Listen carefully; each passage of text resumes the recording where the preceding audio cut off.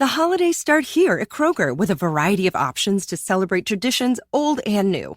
You could do a classic herb-roasted turkey or spice it up and make turkey tacos. Serve up a go-to shrimp cocktail or use Simple Truth wild-caught shrimp for your first Cajun risotto. Make creamy mac and cheese or a spinach artichoke fondue from our selection of Murray's cheese. No matter how you shop, Kroger has all the freshest ingredients to embrace all your holiday traditions. Kroger, fresh for everyone.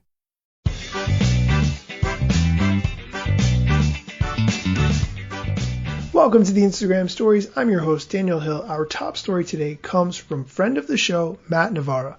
Matt Navarra was on episode number 25 of my podcast, How to Use Consistency to Grow Authority.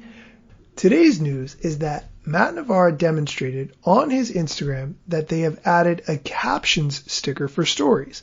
He tweeted that you can now auto-caption videos in stories with a range of different styles, and he demonstrated what this looks like on his story. This is actually different from the sort of captioning that we see in Threads, because with Threads, the camera has to be pointed at your face in order for the captioning to work. However, with what Matt demonstrated in Instagram Stories directly, the captioning worked without seeing his face. He just pointed at an item and described what it was, and the captions appeared with a variety of different styles that the text could appear in. Matt is in the UK, so I'm not sure if this is a UK only thing at the moment or what. I updated my app and I do not have this option, but check and look, see if you have the caption sticker. You may have it. The Instagram comms team weighed in on this by means of a tweet, and they said, quote, "We're always exploring ways for people to better express themselves in stories. This feature is not currently publicly testing," end quote.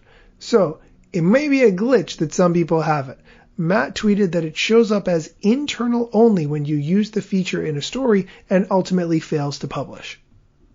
In other news, I was watching TikTok the other day because I watch a lot of TikTok, I'm not going to lie, and I saw a video talking about a tool to show you what social media platforms know about you.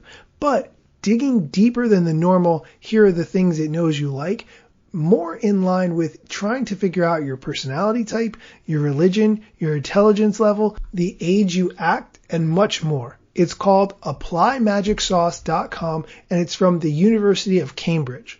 What you have to do is download your data from social media platforms. It works for Facebook, Twitter, and LinkedIn, and then upload that archived data to the tool, and it spits back a bunch of information about you. Right off the bat, I want to tell you that this tool does not work directly with Instagram, although it does work with parent company Facebook.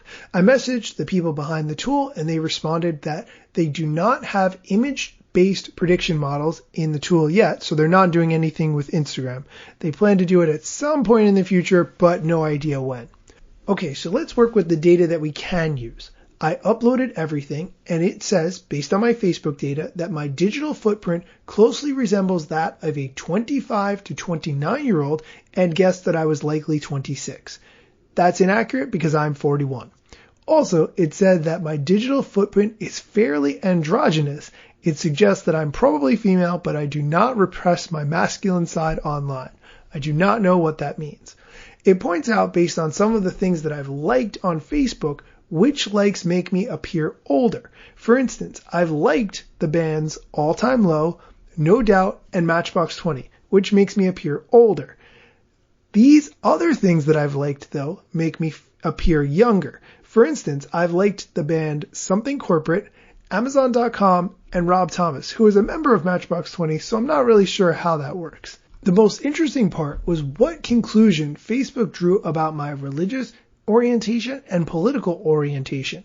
First, I don't have any political orientations at all. I do not get involved with politics, but Facebook thinks I'm 40% likely to be liberal or 37% likely to be conservative. Additionally, with respect to religious orientation, here it is actually right. It is 35% most likely that I am other Christian, which is accurate, 34% likely that I do not have a religion at all, which is not accurate, or 24% likely that I am Catholic.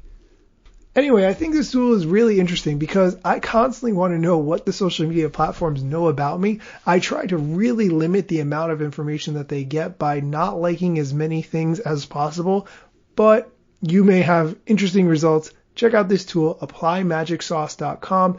Upload your Facebook data, upload your Twitter data, upload your LinkedIn information, and see what comes back. That's it for today's show. Come back tomorrow for more Instagram news, strategy, tips, and more.